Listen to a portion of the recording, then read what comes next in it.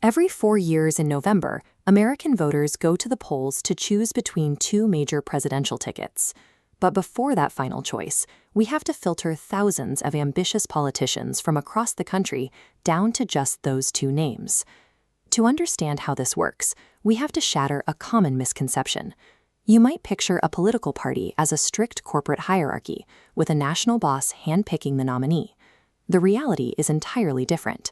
Democrats and Republicans are actually decentralized networks, built out of 50 state parties and thousands of local chapters.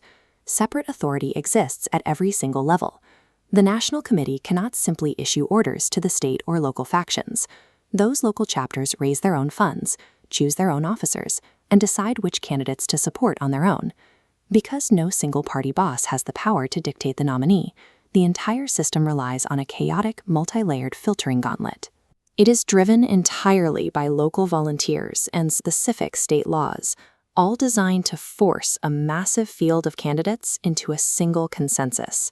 The very first hurdle for any candidate is simply getting their name printed on the ballot. To do that, they typically have to pay a filing fee or spend weeks gathering a specific percentage of signatures from local registered voters. Once they are on the ballot, the real sorting begins. Different states use entirely different methods. In places like Iowa, neighbors gather in private meetings called caucuses. They physically group together, discuss the candidates face-to-face, and assign their support locally. Today, most states opt for a direct primary instead. This looks like a standard election, where party members go to regular polling places and cast secret ballots in private voting booths. This diagram shows the two main ways states run these primaries. Most hold a closed primary, which strictly restricts voting to registered members of that specific political party. Other states hold open primaries, where any registered voter can participate, even if they don't belong to the party, as long as they stick to one party's ballot. After all those votes are counted, the math gets even more complex. Some states award all their convention delegates to the single candidate who gets the most votes, while others divide them up proportionally based on the exact popular vote. The U.S. Constitution leaves election law entirely up to individual states. The result is a patchwork of contradictory rules, deadlines, and local traditions that acts as a brutal stress test for anyone running for office. If we look at the primary calendar, we see this filter dragging out over 6 grueling months, starting in January and escalating in density all the way through June. This schedule has an immediate side effect. Candidates who fail early capture the media's attention, eager to label them losers. Watch their funding lines on this timeline flatline. Without money for ads or staff, it becomes impossible to compete later. As a result, candidates are routinely forced to drop out of the race entirely, long before millions of Americans in later primary states get the chance to cast their ballots. Because of this extreme financial and media squeeze, the voters who happen to live in the states that hold early caucuses and primaries wield a vastly disproportionate amount of power over who the final nominee will be. The climax of this entire funnel arrives in July or August, when thousands of delegates from across the country converge at the National Party Convention.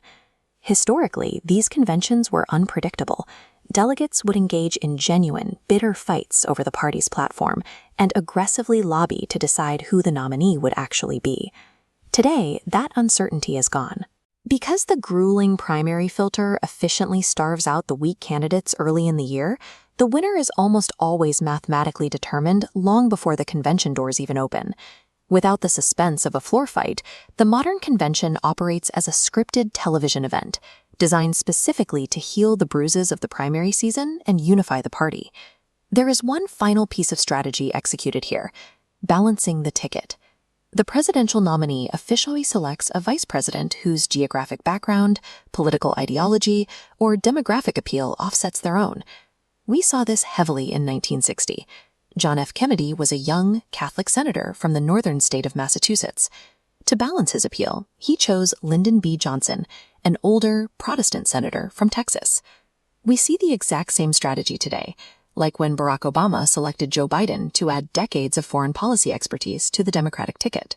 The general election in November gets the vast majority of our attention, but the true power to shape the future of American leadership operates earlier, in the decentralized, state-by-state primary funnel.